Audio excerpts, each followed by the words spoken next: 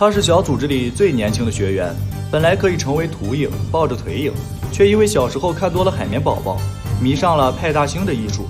为了让自己的艺术闯出一片天，他叛逃了村子。这个忍者就是迪达拉。迪达拉也真够倒霉的，爆破小子刚在忍界小有名气，就被小组织盯上了。佩恩让又用美人计，成功把这个涉世未深的少年忽悠进了小组织。在这个高手如云的组织，迪达拉凭借着独特的爆破手段，再加上他是小组织中最好用的空中作战单位，让他站稳了脚跟，成了组织必不可少的人才。但迪达拉的实力却给人感觉很不稳定，上一秒各种算计我爱罗，打败了影级忍者，下一秒却被佐助各种算计，活活被装顿气死。那么他的真实实力究竟如何呢？本期视频我们将从迪达拉的几次战斗中综合分析。我们先来看官方给出的公式书：忍10、体7、幻7、显9、力7、速9、精8、印7，合计为64，总分64，感觉不是太高，各个方面也不够突出。但是相对的，迪达拉的短板几乎没有。之所以会被鼬幻术秒杀，那是因为鼬的幻术太牛了，大蛇丸幻10都能被秒杀，对鼬来说幻术抗性那就真的只是一个数字。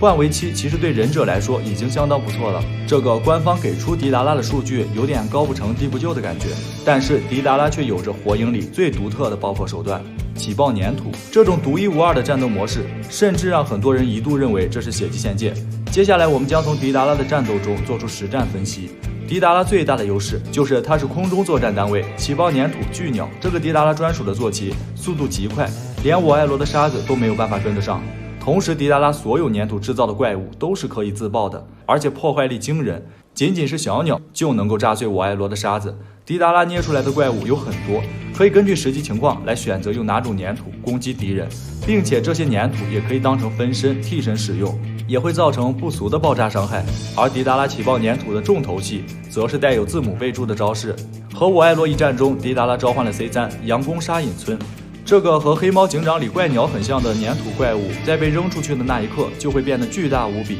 这一招被我爱罗的沙子挡下了，虽然没有产生爆炸，但迪达拉用这招炸毁过很多城市。C3 的爆炸伤害至少能够摧毁大半个沙隐村，如果不能造成天灾级别的伤害，我爱罗也没有必要冒着这么大的风险去保护村子。当然没有神罗天征将木叶夷为平地那么可怕，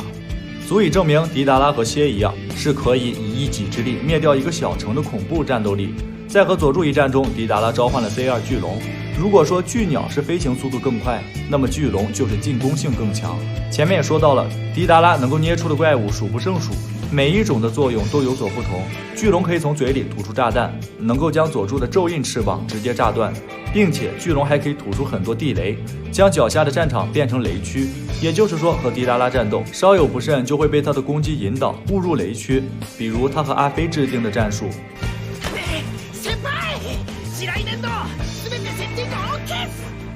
よくやったトビー、お前は離れたろ。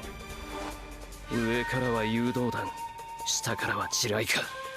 但这个巨龙的短板很明显，那就是移动速度，和巨鸟、猫头鹰完全不是一个级别，算是迪达拉最好用的消耗类忍术。C4 加楼罗，这是迪达拉为了打败鼬研发的术，自己用嘴吃掉大量的粘土，然后吐出一个巨型的迪达拉。这个巨人版的迪达拉爆炸后会产生纳米级别的炸弹，这种颗粒状的炸弹肉眼看不到，会混入空气中，别人只要吸入迪达拉再引爆，就会直接从敌人内部爆炸，你连怎么死的都不知道。带土说这一招非常恐怖。值得一提的是 C4 可大可小，如果近距离爆炸几乎没有办法逃走。迪达拉知道鼬擅长火遁，所以他研发了 C4， 但他忽略了鼬是可以用血轮眼分辨出查克拉颜色的，所以 C4 想要杀死鼬还是有一定难度的，除非能够和鼬零距离接触，在没有情报下想要破解迪达拉的 C4。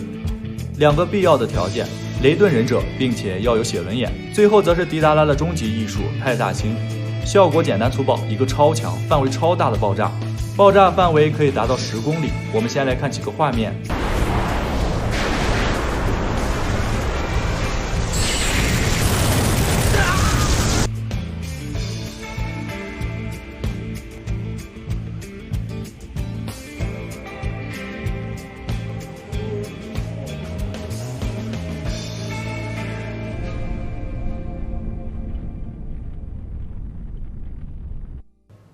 这种能够造成周边村子动荡的爆炸，我第一个想到的就是尾兽玉。迪达拉的自爆是绝对可以媲美尾兽玉的伤害。万蛇仅仅是被气流冲击就直接挂掉了，如果吃了迪达拉一个满大，万蛇肯定连渣都不剩。从迪达拉的忍术来看，能够瞬间摧毁一个村子。C4 混入空气的独特杀人手段，以及媲美尾兽玉的自爆，迪达拉稳稳的影级别。但是伴随着如此强大的起爆粘土，弱点也浮现出来，那就是会被雷顿克制。疾风传初期有了属性克制的暗示，很不幸，迪达拉成为第一个实验品。起爆粘土在未引爆前被雷顿克制的死死的，也就是说，迪达拉最引以为傲的 C4，在能够将雷顿灌注全身的人面前，等于无了，并且敌人可以将雷顿注入到迪达拉身体中，来限制他的能力。就像海螺石手铐对恶魔果实一样，但要注意，如果说迪达拉提前引爆，爆炸伤害是不可能被雷电抵消掉的，所以雷顿的克制远没有大家想象的那么夸张。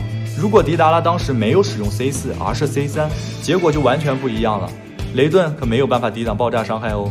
还有则是迪达拉的左眼，迪达拉的左眼是为了克制鼬的幻术而研发的，并且确实看穿了佐助的幻术，是有两下子，但是鼬和佐助的幻术差距非常大，鼬的幻术连拥有写轮眼的卡卡西都没有办法破解，我不认为一个带着探测器的眼睛能够破解阅读。不过迪达拉的远程视野是真的好，这也为他远距离制造爆破提供了不错的辅助。综上所述，迪达拉是一个远距离的爆破手，他的速度一流，爆炸伤害也具有影级别的破坏力，但非常怕近战，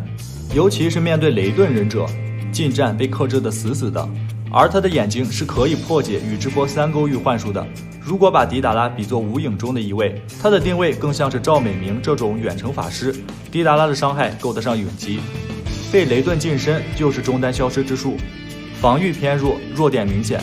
所以最终实力给出了影级别中下的定位。别急，但有些特殊情况甚至能够表现出超影的感觉。说迪达拉是火影中唯一把空军单位发挥到极致的人，没有什么意义吧？外星人除外哦。如果你喜欢这期视频，别忘了点个关注哦。